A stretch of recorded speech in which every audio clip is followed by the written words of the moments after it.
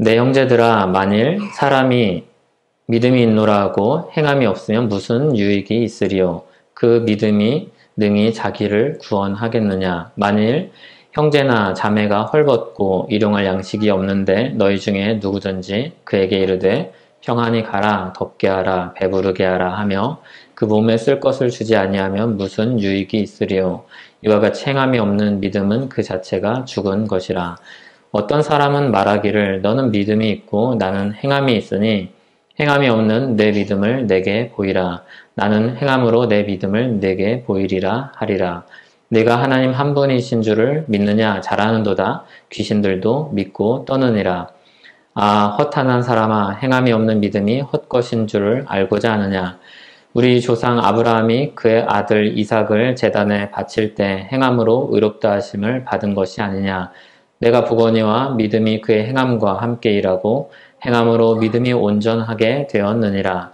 이에 성경에 이른바 아브라함이 하나님을 믿으니 이것을 의로 여기셨다는 말씀이 이루어졌고 그는 하나님의 벗이라 칭함을 받았나니 이로 보건대 사람이 행함으로 의롭다 하심을 받고 믿음으로만은 아니니라.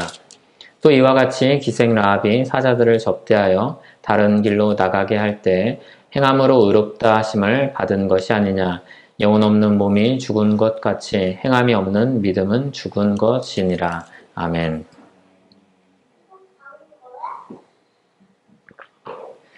예, 주님의 은혜가 우리와 함께 하기를 소원합니다. 오늘 본문은 야고보서에서 아마 제일 유명한 본문 중에 하나일 겁니다. 오늘 본문을 읽으면 바울이 전한 오직 믿음으로만 얻는 구원과 정면으로 충돌되는 것 같은 느낌을 주는 내용이 나옵니다. 14절에 보면 그 믿음이 능히 자기를 구원하겠느냐 이렇게까지 이야기하고 17절에 가면 행함이 없는 믿음 그 자체가 죽었다고 이야기하고 20절에 보면 그런 믿음이 헛것이다. 그리고 24절에 가면 행함으로 의롭다 하심을 받고 이렇게 말하고 25절에 보면 행함이 없는 믿음은 죽은 것이라 영혼 없는 죽은 몸과 같다 이렇게 이야기를 합니다. 우리가 사도 바울이 했던 말을 주님의 말씀을 돌이켜보면 로마서 3장 27절 28절은 이렇게 말합니다. 그런즉 자랑할 때가 어디냐 있을 수가 없느니라. 무슨 법으로냐 행위로냐 아니라 오직 믿음의 법으로니라. 그러므로 사람이 의롭다 하심을 얻는 것은 율법의 행위에 있지 않고 믿음으로 되는 줄 우리가 인정하노라. 그래서 정확히 반대되는 것만 같은 느낌이 듭니다. 또 10장 9절을 보면 내가 만일 내 입으로 예수를 주로 시인하며 또 하나님께서 그를 죽은 자 가운데서 살리신 것을 내 마음에 믿으면 구원을 받으리라. 그래서 믿음으로 구원을 얻는다는 것을 굉장히 명시적으로 우리에게 이야기해 줍니다. 그리고 이게 우리가 가진 믿음이죠.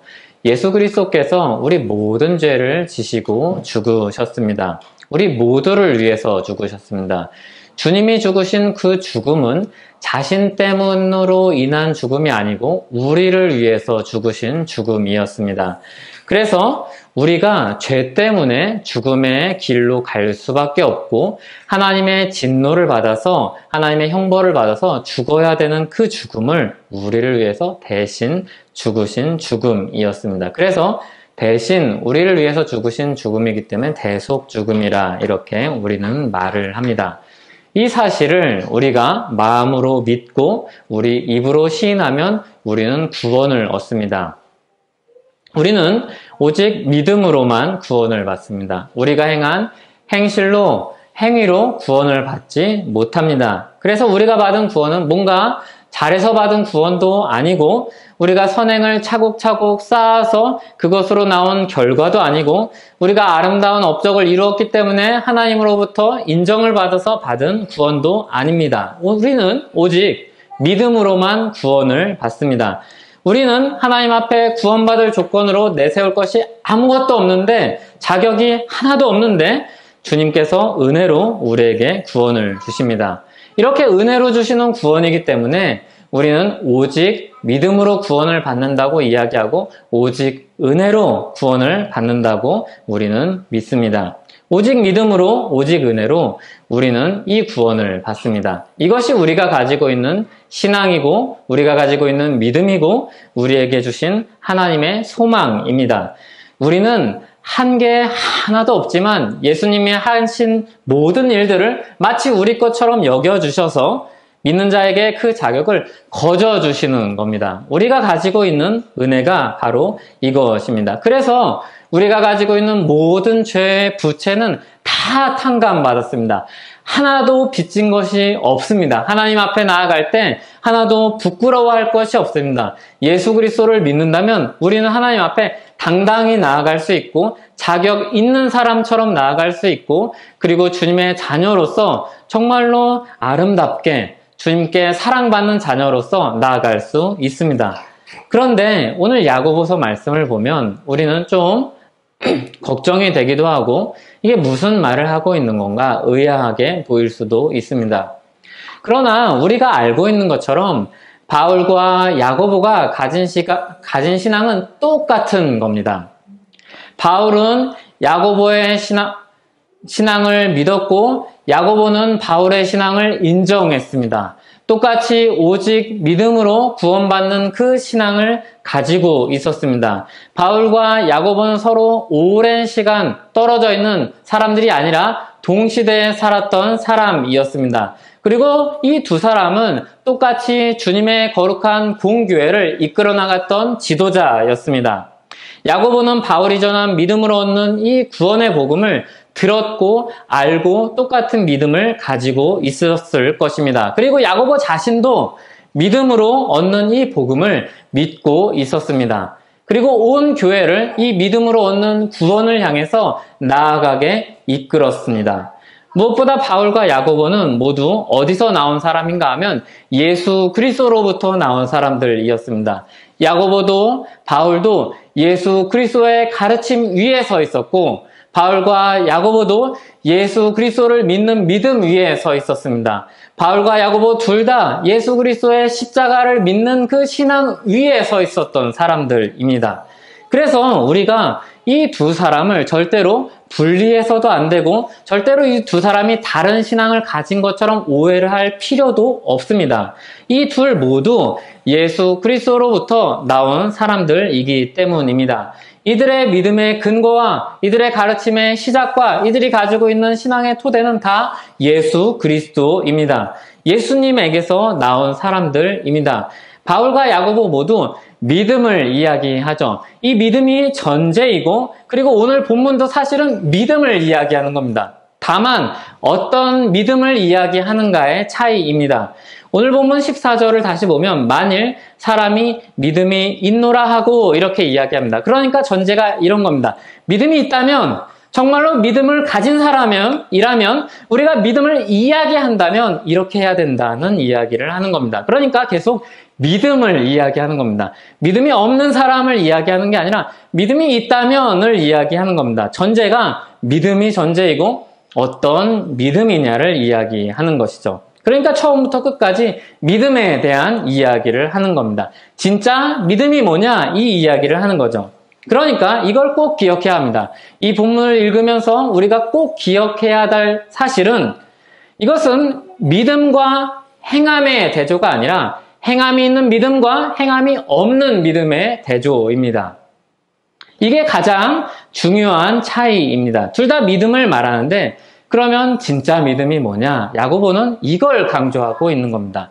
믿음으로 구원받는 것이 아니다라는 것을 이야기하는 게 아니라 행함이 있는 믿음과 행함이 없는 믿음을 이야기하는 겁니다. 이와 같은 믿음은 사실 바울의 편지에서도 나타나는 겁니다. 로마서 1장 5절에 보면 우리가 은혜와 사도의 직분을 받아 그의 이름을 위하여 믿어 순종하게 한다 이렇게 이야기합니다. 믿음과 순종을 같이 이야기하죠. 또 갈라디아서 5장 6절에 보면 그리스도 예수 안에서는 사랑으로서 역사하는 믿음만이 유효하다 이렇게 이야기합니다.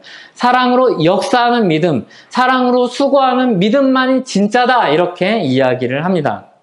그래서 만약에 바울이 어느 교회에 가서 이 야고보의 편지를 낭독하는 말을 들었을 때 아마 가장 크게 아멘 했을 겁니다. 바로 그거다. 내가 말하고자 했던 믿음이 바로 그거다. 정말로 나는 그 믿음에 동의하고 우리가 그 믿음을 쫓아서 살아가야 된다라고 사도 바울은 이야기했을 겁니다. 가장 크게 아멘 했을 겁니다. 내가 말한 게 바로 저거다. 저거야말로 진짜 믿는 자의 삶이지. 이렇게 이야기했을 겁니다. 그러므로 사랑하는 형제 여러분, 흔들리지 마십시오. 우리는 믿음으로 얻는 구원에 대해서 이야기하는 겁니다. 참 믿음이 무엇인가를 이야기하는 겁니다. 그 믿음 위에 서서 우리는 이야기하는 겁니다. 하나님의 은혜가 전혀 위협받지도 않고 오해받지 않습니다. 우리가 가진 믿음으로 얻은 이 구원은 굳건합니다. 변하지 않습니다. 그 은혜를 충분히 누리시기 바랍니다. 그걸 정말로 누리면 우리는 행함 있는 믿음으로 나아갈 것입니다. 그 은혜를 떠나지 않는다면 우리는 행함의 열매를 맺게 될 것입니다. 그러므로 이렇게 잘못된 길로 가서 괴롭게 살지 마십시오. 무언가 내가 가진 이 믿음 위에 행함을 더해서 인정받아야 된다든지, 내가 믿었으니 행함으로 내가 가진 이 믿음을 사람들 앞에 나타내고 그래서 그것으로 인정받아야 된다는 그런 생각을 가질 필요가 없습니다. 인정받는 것과 행함으로 입증하는 것과는 전혀 다른 겁니다. 행함으로 믿음을 얻는 게 아니고 행함으로 내 믿음을 입증하는 겁니다. 내 안에 살아있다는 것을 드러내는 겁니다. 예수님이 받으신 하나님의 진노로 인해 우리는 구원받았습니다. 예수 그리스도의 십자가만 우리를 구원할 수 있습니다. 예수님의 행하신 일로 충분합니다. 우리가 하는 일은 예수님의 행하신 일에 뭔가 더하는 게 아니라 예수님의 행하신 일이 확실함을 드러내는 것이고 예수님이 우리 안에 주신 그 생명의 풍성함을 나타내는 것입니다. 예수님의 행하신 일로 우리는 충분하고 부족함이 없습니다. 야고보는 분명히 이 믿음 위에 이 이야기를 오늘 본문을 전하고 있는 것입니다. 하나님은 우리를 예수 그리스도 안에서 의로운 자로 보십니다. 예수 그리스도를 믿는 믿음을 가진 다음에 그 다음에 뭔가를 붙여야지 의로운 자가 되는 것이 아니라 예수 그리스도를 믿으면 일단 의로운 자인데 그 의로운 자로 사는가 그렇지 않은가를 이야기하는 겁니다. 우리는 오직 믿음으로 오직 은혜로 구원을 받습니다. 이것이 우리가 가진 복음이요 야고보서도 믿고 있는 복음이요 우리가 가지고 있는 소망입니다. 다만 우리는 거기 머물러 있지 않습니다. 그러니까 말뿐으로 남아있는 믿음으로 살지 않습니다. 믿음으로 구원을 받고 다시 돌아가 우리는 죄악된 삶을 살지 않습니다. 죄를 지어도 회개하면 되니까 내가 하고 싶은 대로 살고 나중에 회개하지 이렇게 살 수는 없습니다. 그런 신앙은 철없는 신앙입니다. 그래서 야고보서는 믿는 자의 삶을 강조하면서 이렇게 이야기를 하죠. 14절을 다시 한번 읽어보겠습니다. 내 형제들아 만일 사람이 믿음이 있노라 하고 행함이 없으면 무슨 유익이 있으리요? 그 믿음이 능히 자기를 구원하겠느냐. 내가 빠졌네요. 죄송합니다. 그리고서 이제 이 뒤에서 쭉 4가지 사례를 들죠. 굉장히 긴데 이 뒤에 있는 목록들을 보면은 좀 스트레스가 되기는 하는데 그래도 이 4가지 사례의 의미를 알고 나면 사실 이것은 굉장히 괜찮은 이야기들입니다. 이 4가지 사례를 보면서 야고보가 염두하고 있는 대상이 누군지를 우리는 더 확실히 알 수 있으며 야고보가 행함으로 구원을 얻는다는 이야기를 하고 있지 않는다는 것을 우리는 알 수 있기 때문입니다. 예를 들면 들수록 우리가 가지고 있는 신앙이 무엇인지 야고보가 말하는 게 무엇인지 우리는 더 분명히 알 수 있습니다.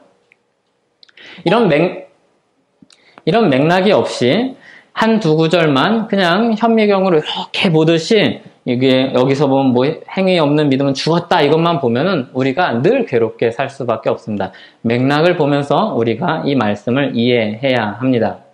야고보가 염두하고 있는 대상은 믿음으로 사는 삶을 좀 소홀히 하거나 또는 멀어진 사람들을 향한 각성제와 같은 역할을 하는 겁니다. 분명히 믿는 사람이기는 믿는 사람인데 믿는 자답게 살지 못하는 삶을 깨워주는 그런 말씀입니다. 또는 믿음으로 사는 삶에서 쉽게 우리는 이탈할 수 있습니다. 연약하기 때문입니다. 다시 죄의 길로 돌아갈 수 있습니다. 그래서 그런 사람들을 향한 예방주사와도 같습니다.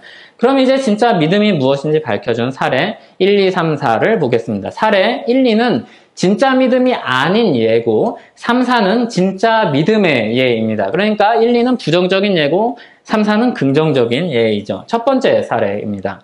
15절에서 17절입니다. 곁에 있는 사람 중에 헐벗고 일용할 양식이 없는 사람이 있습니다. 그런데 이런 말 하는 거죠.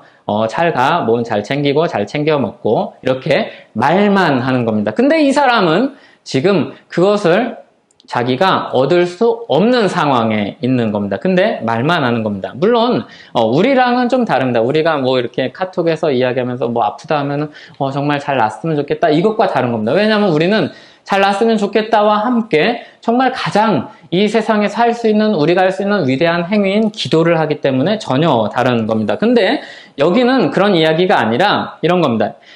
이 사람이 정말 가난해서 뭐 챙겨 먹을 수도 없고 그런 상황 속에 있는데 잘 가, 잘 챙겨 먹고 이런 거 먹어야지 비타민 먹어야지 안 아파 이렇게 이야기하는 겁니다. 그런 건 죽은 믿음이다. 행함 없는 믿음 죽은 믿음이다. 이렇게 이야기를 하는 겁니다. 그리고 두 번째 18절에서 20절이 이제 두 번째 사례입니다. 믿음으로 사는 삶이 없는 사람에게 누군가 이렇게 말을 할 수 있습니다. 너 믿는다고 이야기를 하지? 나는 행함이 있거든. 그 행함도 없는 믿음을 한번 보여줘봐. 보여줄 수 있냐? 너 믿음 그냥 네 생각 아니야? 이렇게 이야기할 수 있는 겁니다. 근데 이게 우리에게는 흔히 일어날 수 있는 일이고 그리고 이게 굉장히 우리가 들으면 괴로운 일입니다. 왜냐하면 네 믿음 보여봐 하면은 보여줄 게 이렇게 딱히 이렇게 쉽지 않단 말이죠. 그래서 그런 말을 들으면 거기에 열심으로 사는 사람이 이런 말을 들으면 얼마나 마음이 괴로운지 모릅니다. 그런데 여기에 야고보는 한마디 더 덧붙이죠. 그런 믿음은 귀신도 있다 이렇게 이야기합니다. 그러니까 이걸 들으면 진짜 마음이 무너져 내리죠. 이것만 보면 최근에 행한 선한 행실, 뭐 맺은 열매 이런 게 없으면 확 주눅이 듭니다. 분명히 나는 신자로 살려고 애쓰고 있는데 결과가 없단 말이에요. 그런데 거기에 너 믿음 있어? 행함 있어? 보여봐. 그런 믿음 귀신도 있다. 이렇게 이야기하면 굉장히 괴로운 거죠.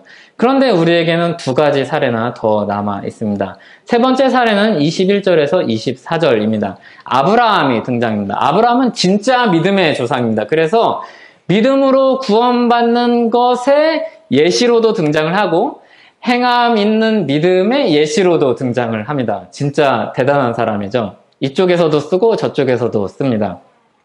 바울이 믿음으로 얻는 구원을 이야기할 때도 아브라함을 예로 들고 야고보가 행함 있는 믿음을 이야기할 때도 아브라함을 예로 듭니다. 똑같은 사람을 얘기를 하고 있는데 이 사람의 삶 속에서 주제를 좀 달리해서 예를 들고 있는 겁니다. 아브라함이 아들 이삭을 제단에 바칠 때 행함으로 의롭다 하심을 받았다고 이야기합니다. 이 행함, 이 헌신, 이 대단한 결단을 가지고 믿음을 의롭다 하심을 받았다 이렇게 이야기합니다.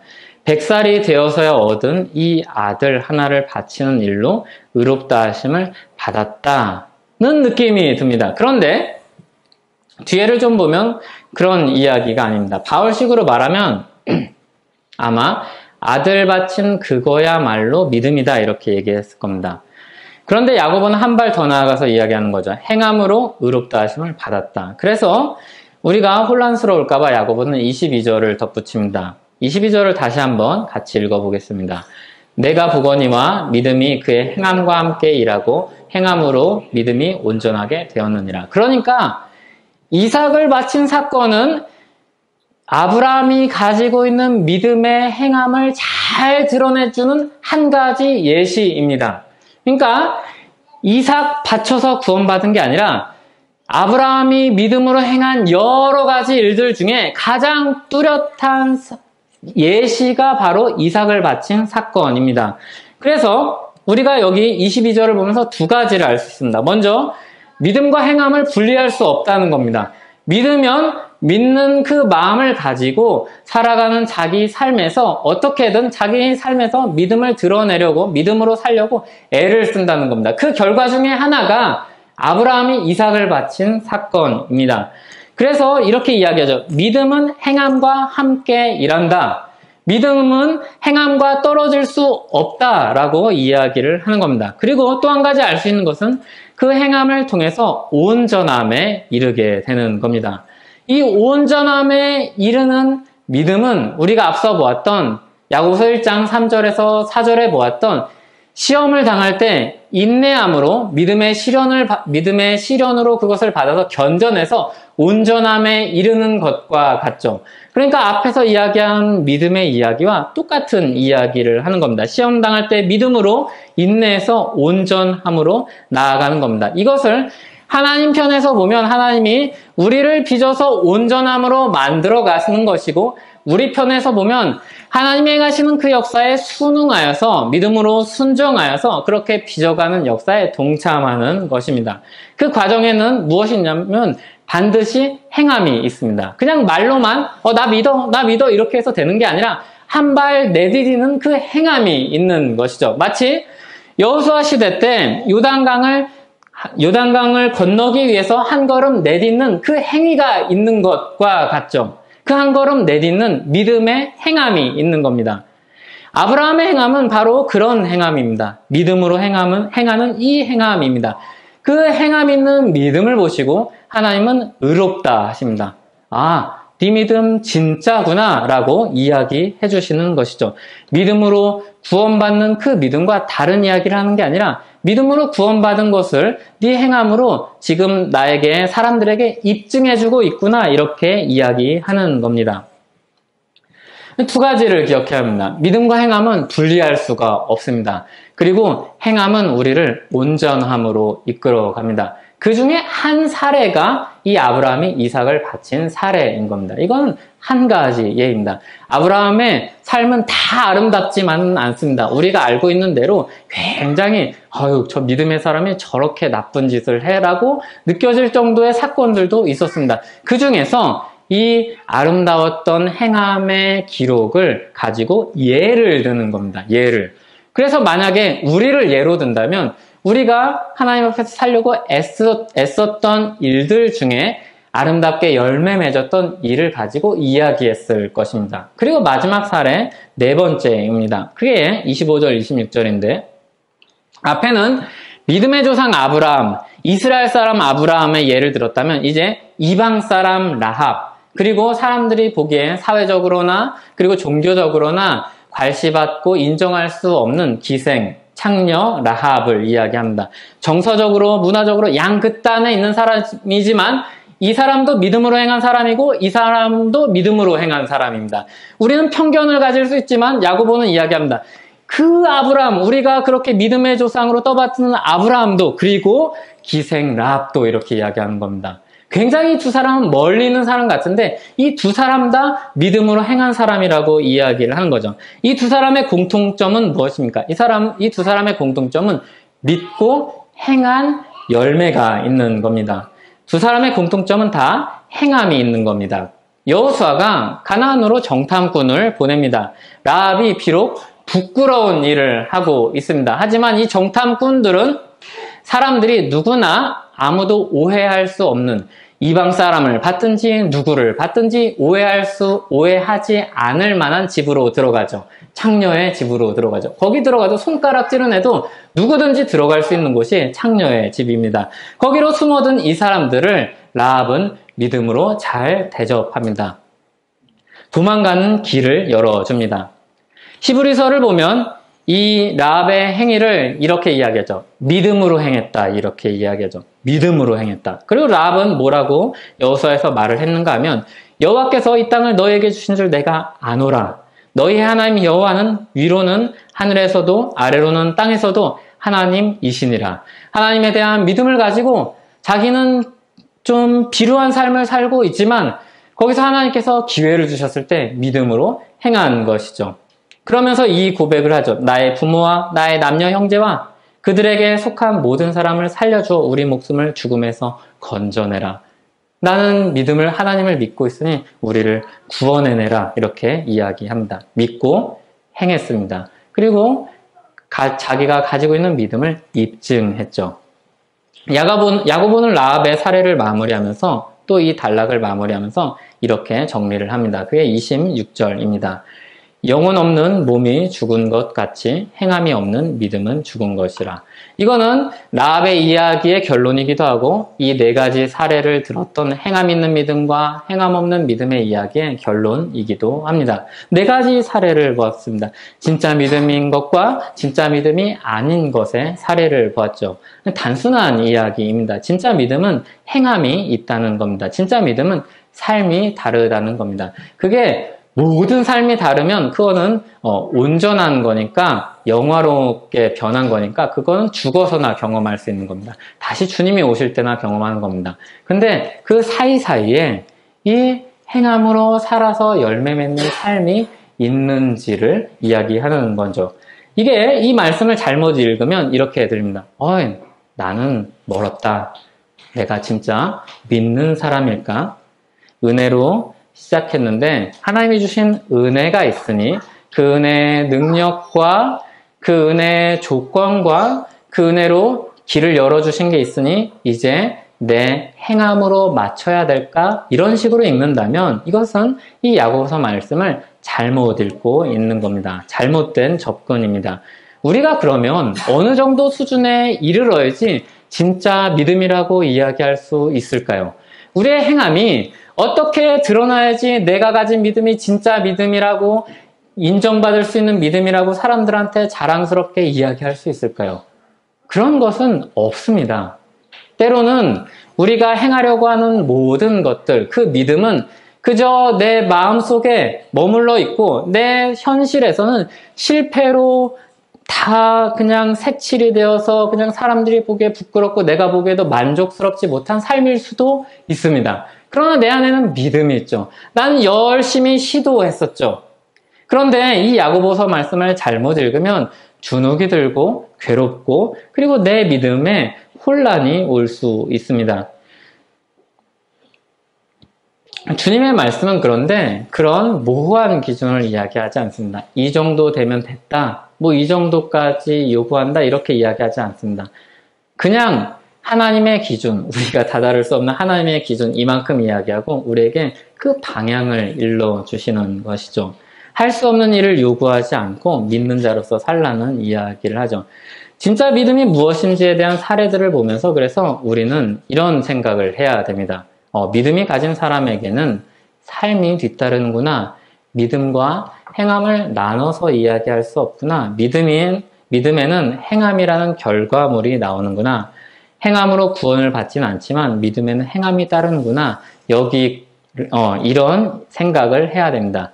이게 이제 1차적인 겁니다. 그런데 우리는 여기서 한 걸음 더 나아가야 합니다. 왜냐하면 야고보서의 문맥에서 이 말씀을 읽으면 굉장한 격려가 아닐 수 없기 때문입니다. 야고보서 전체 문맥을 살펴서 읽으면 믿음과 행함이 있어야 된다는 정도에 머무르지 않고 물론 우리 쪽에는 더 열심히 살아야지, 더 믿음으로 살아야지 이런 생각을 가지게 합니다. 그리고 그게 야고보서가 1차적으로 우리에게 요구하는 바입니다. 우리의 결심과 열심을 요구를 하고 그리고 그런 시도와 노력을 요구합니다. 야고보서는 분명히 그걸 요구합니다. 그런데 이 이면에 야고보가 이미 이야기했던 것들을 우리는 기억해야 합니다. 이 이면에는 우리가 행할 일들, 우리가 해야 될 노력과 열심과 이런 방향성, 이런 이면에는 우리가 믿어야 될 일이 있습니다. 그래서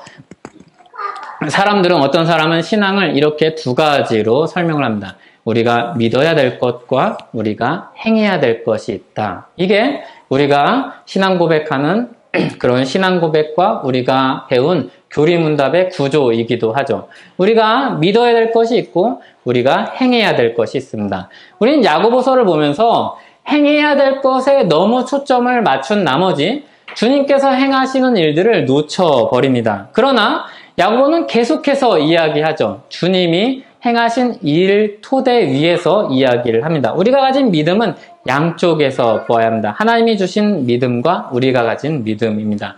하나님이 우리 안에서 이루어 가시는 일과 우리가 행하는 일이 있습니다. 하나님은 우리에게 믿음을 주시고 그 믿음으로 살게 하는 삶과 우리가 믿음을 받고 그 믿음으로 사는 삶을 주십니다.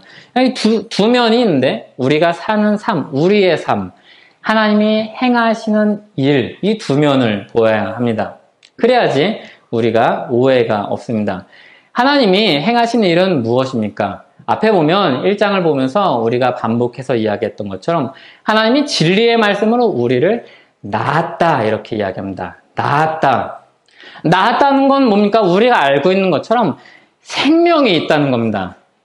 우리를 그냥 너네 믿는 자로 인정했다 이렇게 이야기하지 않고 야고보는 낳았다 이렇게 이야기합니다. 우리에게 생명을 주셨다 이렇게 이야기하죠. 그러니까 이게 뉘앙스가 전혀 다른 겁니다. 진리의 말씀으로 우리를 좋은 길로 인도하셨다거나 우리를 죄에서 깨닫게 하셔서 돌이키게 하셨다거나 이렇게 하지 않고 진리의 말씀이랑 나았다는 말씀을 좀 이상하게 잘 안 어울리는 것 같은데 진리의 말씀으로 나았다 이렇게 이야기하죠. 우리에게 생명을 주셨다 이렇게 이야기합니다. 우리에게 믿음을 주셨다 이렇게 이야기하지 않고 생명을 주셨다고 이야기합니다. 그게 야고보가 가지고 있는 전제입니다. 그러니까 생명을 주셨다면 행함이 있다는 것은 무엇이냐면 하나님이 싹을 우리 안에 심으셨고 거기서 싹을 틔우고 줄기가 나게 하고 잎이 나게 하고 열매를 맺게 한다는 그 이야기를 하는 겁니다. 우리에게 주신 생명으로 하나님은 우리 안에서 우리를 키우고 계신다는 겁니다. 우리를 만들어가고 계신다는 겁니다. 우리를 자라나게 하신다는 거죠. 우리를 낳으셨다는 건 우리에게 생명을 주셨다는 이것입니다. 이 사실을 기억하시기 바랍니다. 우리에게 생명을 주셨습니다. 그러면 하나님은 우리에게 생명을 주시고 그냥 가만히 계십니까? 물을 주시고 우리를 비바람으로부터 지켜주시고 적절한 온도로 우리를 만들어주시면서 우리를 자라나게 하시는 겁니다. 그 이면에 있는 하나님의 역사가 있는 겁니다. 하나님이 우리를 온전케 하는 역사가 있는 거죠. 야고보는 이것을 간과하지 않습니다. 이 토대 위에 이것을 요구하는 겁니다.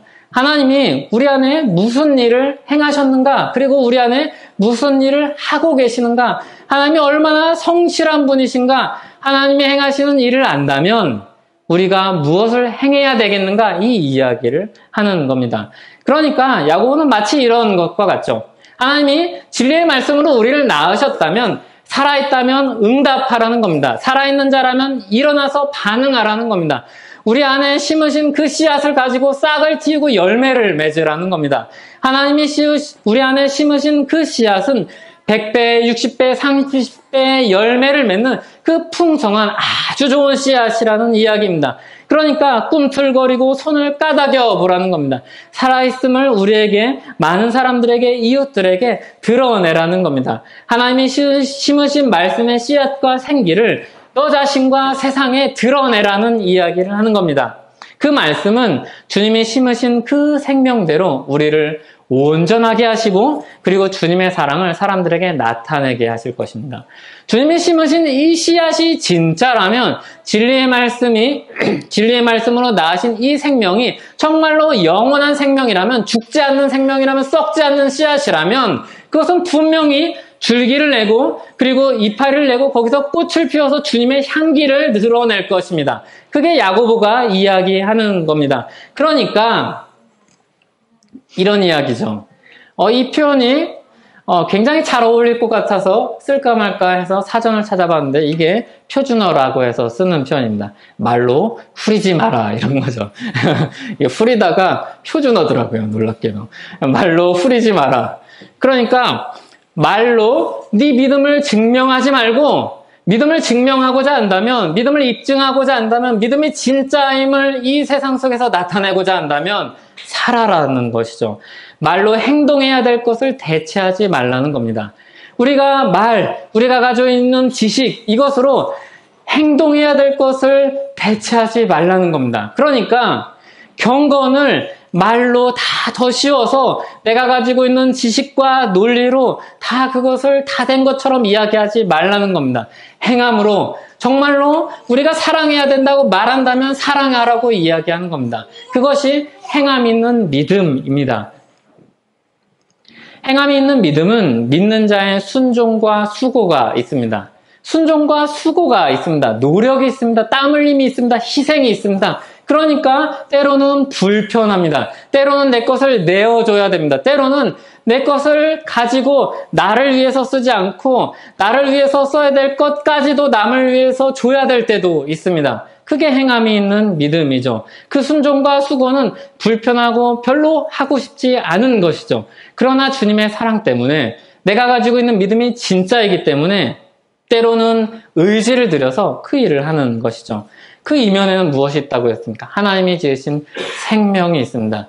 내 안에 있는 생명이 꿈틀거리고 있기 때문에 흙 속에 머물러 있을 수가 없는 겁니다. 이 살아있는 생명 때문에 그 흙 속에서 고개를 들고 입을 내고 내가 살아있음을 온 몸으로, 온 인생으로 드러내는 것입니다. 거기에 이면에는 살아서 역사하시는 하나님의 성실하심이 있습니다. 하나님이 살아서 역사하시는 그 성실하심 위에 우리의 행동을 쌓아가는 것이죠. 우리는 하나님의 성실하신 역사에 순응하여서 행함이 있는 이 믿음을 이루어 갑니다. 이 믿음이, 행함 있는 믿음이 낳는 열매는 무엇인가 하면 먼저 우리 자신에게는 우리를 온전함으로 만들어 갑니다. 성숙함을 이루어 가게 합니다. 그래서 열심히 공부해도 우리가 행함이 없다면, 사랑해본 경험이 없다면 우리는 성숙해지지 않습니다. 절대로 성숙해지지 않습니다. 그런데 우리가 믿음으로 행해보면 어떤 벽에 부딪히는지 아닙니까? 내가 가지고 있는 사랑이 굉장히 탁상공론과 같은 사랑이라는 것을 알게 됩니다. 사랑을 하려면 굉장히 수고스러운 일을 해야 된다는 것을 압니다. 그러면 그 사랑의 수고를 할 때 우리가 무엇을 보게 되는지 아십니까? 예수 그리스도의 사랑을 보게 됩니다. 예수 그리스도의 사랑이 그냥 말뿐인 사랑이 아니라 진짜로 행함 있는 사랑이고 그 행함 있는 사랑이 우리에게 효력을 주었다는 것을 알게 됩니다. 이게 그냥 우리의 지식으로 머물러 있지 않으면 절대로 열매 맺지 않는다는 것을 알게 됩니다. 그걸 언제 아는가 하면 열심히 공부할 때 알지만 그것을 진짜로 아는 것은 언제 알게 되냐면 그것을 해볼 때 알게 됩니다. 행함을 해볼 때 내 믿음 진짜 요만하구나. 그런데 주님이 나한테 행하신 일은 정말 이만하구나. 내가 이만한 주님의 그 사랑을 드러내려면 이 정도 알아서는 안 되겠구나. 이것을 알게 되는 것이죠.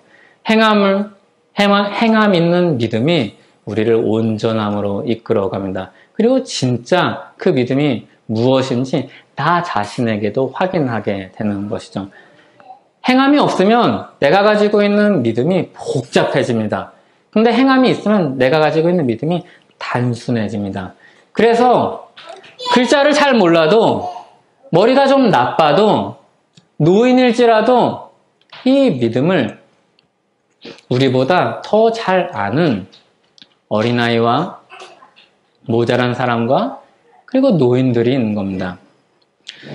그 사람들이 나보다 뭔가 믿음도 잘 이해하지 못하는 것 같아 보이는데 더 나아 보이는 것은 그들에게 행함 있는 믿음이 있기 때문입니다. 그 경험과 그 역사와 그 삶이 있기 때문입니다. 그 순종과 그 수고와 그 희생이 그들에게 있기 때문입니다. 내게 그것이 없다면 죽은 것과 같다는 이야기이죠. 이 행함 있는 믿음은 또 이웃들에게는 어떤 결과를 낳습니까? 하나님이 우리 안에서 이루신 사랑이 진짜라는 것을 사람들이 알게 됩니다. 우리가 말로만 하면은 사람들은 다 압니다. 그게 말뿐이라는 것을 압니다. 에이, 말로만. 에이, 듣기엔 좋지. 입 발린 소리, 인사치레구나. 사람들도 압니다. 근데 우리가 행함으로 그 믿음을 드러내기 시작하면 사람들의 마음이 움직이죠. 그래서 우리가 열심히 복음을 바른 믿음 위에 서서 바른 복음을 전해야 하지만 그것과 더불어서 우리에게는 늘 사랑이 필요한 겁니다. 그 사랑과 우리가 전한 복음이 같이 함께 갈 때 사람들은 마음이 무너지는 것이죠. 아무리 탄탄한 지식의 장벽을 쌓았다 할지라도 사랑을 가지고 갔을 때 거기에서 무너지는 겁니다. 나는 도저히 이것을 인정할 수 없는데, 내가 행함이 없이 구원을 받고 이런 큰 은혜를 받는다는 것을 인정할 수 없는데, 어떻게 하나님이 이 땅에 오셔서 그렇게 사랑을 베푸셨는지 나는 그것을 받아들일 수 없는데, 네가 나한테 사랑을 베푸는 것을 보니까 내가 그것을 인정할 수밖에 없다라고 무릎 꿇게 되는 것입니다. 그래서 사람들을 하나님 앞에 무릎 꿇리는 것은 행함이 있는 믿음입니다. 우리의 논리도 아니요, 우리의 말빨도 아니요, 우리가 가지고 있는 지식도 아닙니다. 그 지식에 우리의 사랑이 함께 할 때 사람들은 하나님의 사랑을 정말로 보게 될 것입니다. 하나님의 사랑을 더 우리의 입술로 얼마나 볼까요? 우리의 행함으로 보는 사랑만큼 강력하지 않을 수 없을 것입니다. 또 마지막으로 우리가 가지고 있는 행함 있는 믿음은 하나님께 영광이 될 것입니다. 이것이 우리에게 가장 큰 영광이죠. 우리가 가지고 있는 행함 있는 믿음의 열매들이 하나님의 영광이 될 것입니다. 앞서 아브라함의 이야기를 했습니다. 아브라함의 삶은 부끄러운 삶도 많습니다. 하지만 그가 행함으로 자기의 믿음을 입증했던 그 삶의 역사는 하나님께 영광 돌리는 아주 큰 역사의 큰 족적이 되었습니다. 우리가 아브라함을 기억하면은 자기 아내를 배신했던 아브라함도 기억하겠지만 정말로 하나님 앞에 그 사랑하는 아들 이삭을 바치기까지 하는 그 행함을 우리는 잊지 않습니다. 그거 이해할 수는 없고 나도 그것을 할 수 있을까 싶은 그런 믿음의 행함이지만 그것을 우리는 기억합니다. 그리고 그것을 보고 하나님의 영광을 보죠. 이삭도 살리고 아브라함도 살리신 하나님의 그 놀라운 역사를 우리는 기억하게 됩니다.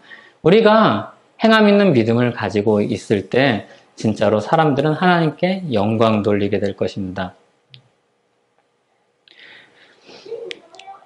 하나님을 보게 될 것입니다. 우리가 받은 사랑이 진짜임을 사람들은 보게 될 것입니다. 나 자신과 그리고 이웃들에게 그리고 하나님께 우리가 가지고 있는 행함 있는 믿음이 얼마나 강력한 효력을 나타내는지 얼마나 아름다운 열매를 맺는지 기억하시고 더 도전하시고 더 시도하시고 더 수고하고 순종하여서 그런 열매를 맺는 저와 여러분 되시길 바랍니다. 우리는 더 성숙해지실 것이고 사람들은 하나님의 사랑을 더 잘 알게 될 것이고 하나님은 그 안에서 영광 받으실 것입니다. 같이 기도하겠습니다. 하나님 아버지 감사합니다. 우리가 얼마나 연약하고 부족한 사람들인지 잘 압니다. 그렇지만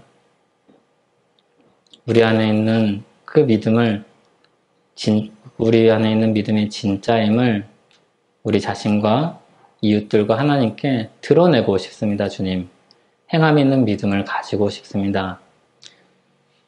살아서 역사하시는 하나님, 우리 안에 그 행함 있는 믿음의 열매를 맺게 하여 주시옵소서.